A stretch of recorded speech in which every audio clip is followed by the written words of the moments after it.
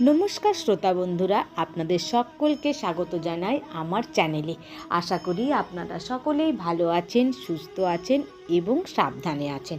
আজকে এই ভিডিওর মাধ্যমে আপনাদের বলে শোনাবো রামনবমীর ব্রত কথা। চলুন তাহলে শুরু করা যাক আজকের ভিডিও। চৈত্র মাসের শুক্লা নবমীর দিন এই ব্রত পালন করতে হয়।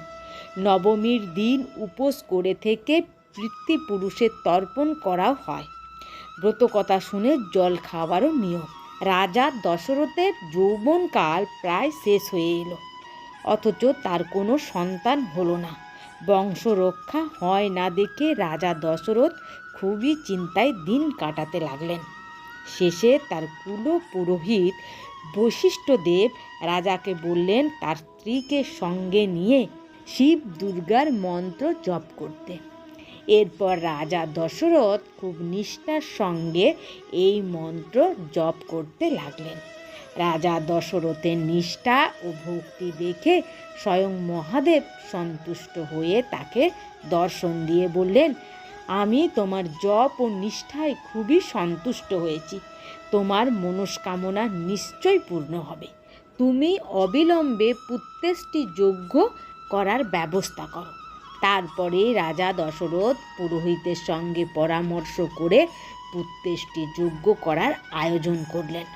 অনেক কষ্টে ঋষশৃঙ্গ মুনিকে আনিয়ে যজ্ঞ সমাধা করলেন। যজ্ঞ সম্পন্ন হবার পর সেই যজ্ঞে চরু, কৌশল্যা প্রভৃতি 3 রানীকে খেতে দেওয়া হলো। চরু খাওয়ার অল্প দিন পরে রানী কৌশল্যা ও 2 রানী গর্ভবতী হলেন। তারপর 10 মাস 10 দিন যেদিন পূর্ণ হলো সেদিন ছিল চৈত্র মাসের শুক্লপক্ষের নবমী তিথি। পুনর্বসু নক্ষত্রের উদয় হওয়ার পর শুভ লগ্নে স্বয়ং শ্রী ভগবান কৌশল্যা দেবীর গর্ভ থেকে রামচন্দ্র রূপে ভূমিষ্ঠ হলেন। অতি পুণ্যের দিন সেদিন। সেই দিন এই উপলক্ষে রাজ্য জুড়ে উৎসব লেগে গেল।